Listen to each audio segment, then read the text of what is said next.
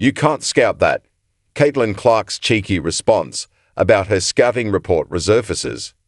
March Madness is in full swing, and college basketball fans are fully immersed in the action. This is the time of year when future NBA and WNBA stars make their mark. And no player has captivated the spotlight more in recent years than Caitlin Clark. She's been the talking point of the WNBA for a historic rookie season, but that's still nothing compared to how revered she is in college basketball circles. She had an unprecedented run in the NCAA. She is the NCAA Division I all-time leading scorer and has earned a place among the all-time greatest collegiate players. With her alert scoring, sharp playmaking, and ability to shoot the ball from long range, Clark helped popularize women's college basketball globally. The Caitlin Clark effect continued after the point guard made her WNBA debut, as fans wait in anticipation for her sophomore season. An old clip of her talking about her abilities has resurfaced.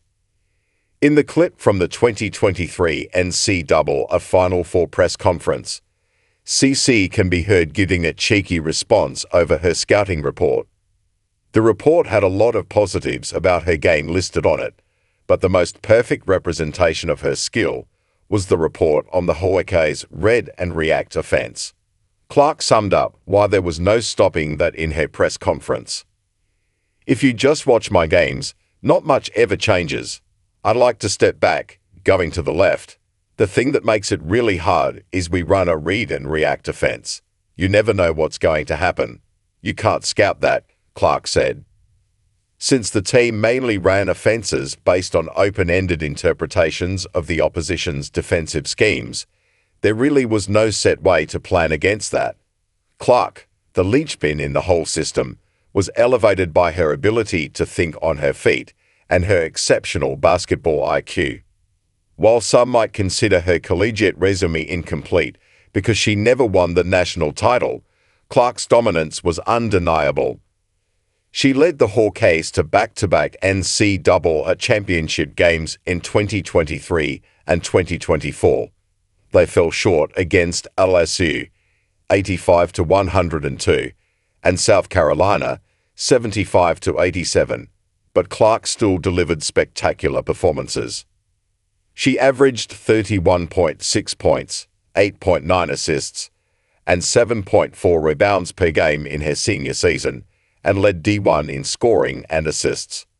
The previous year, she averaged 27.8 points, 8.6 assists, and 7.1 rebounds per game, and led the division in assists while being the second-best scorer.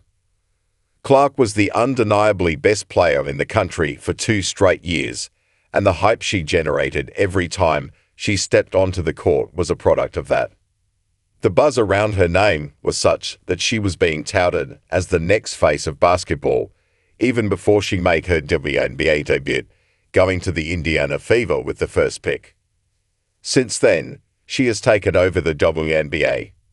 Last season's astronomical boom in viewership has been attributed, in large part, to the Caitlin Clark effect, and that trend is going to continue into next season too.